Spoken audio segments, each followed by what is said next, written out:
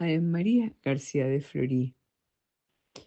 A large part of Venezuelan traditions are associated with the Catholic religion, which is a direct influence of our Spanish heritage.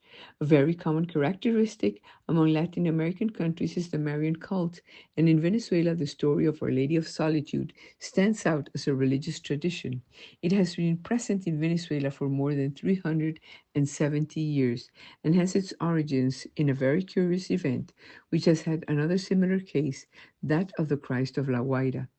At the end of the 18th century, Don Juan del Corro lived near Choroní, married to Doña Felipe da Ponte y Villena. When his youngest child was about to be born, the delivery was complicated.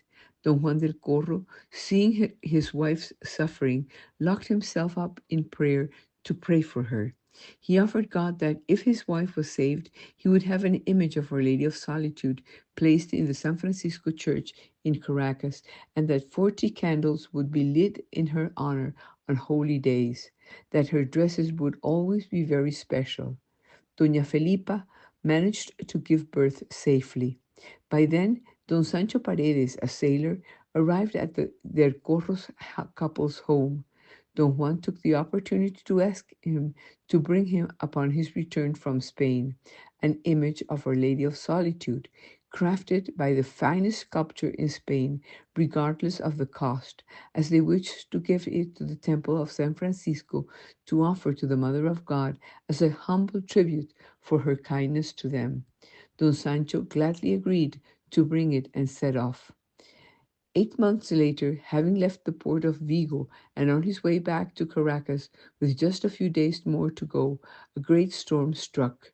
The ship's attendants threw all of its cargoes into the sea except for the crate containing the image, but at the end they had to throw it too.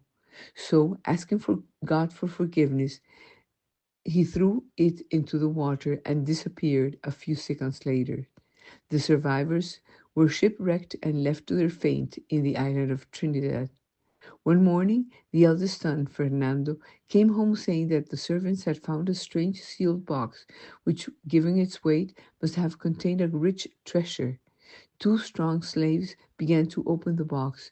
Upon removing the cover, they found pieces of pure gold braid in good conditions, dark purple velvet cloths with white bands of gold embroidery, and an image of Our Lady of Solitude. Don Juan and Doña Felipa took her to their home, where, as an offering, Doña Felipa cut her hair and made it into a beautiful headdress for Our Lady of Solitude. On April 24th, 1654, they took the image to the Church of St. Francisco in Caracas, and the friars of the Third Order of St. Francis presented it to them and placed it in the right aisle of the church. It was a day of great celebration, and Don Sancho Paredes attended, incredulous of the event, because he was the one who had thrown Our Lady's coffin into the sea. The canonical coronation of Our Lady of Solitude of Caracas took place on April 24th, 1988, in the Plaza Bolivar in Caracas.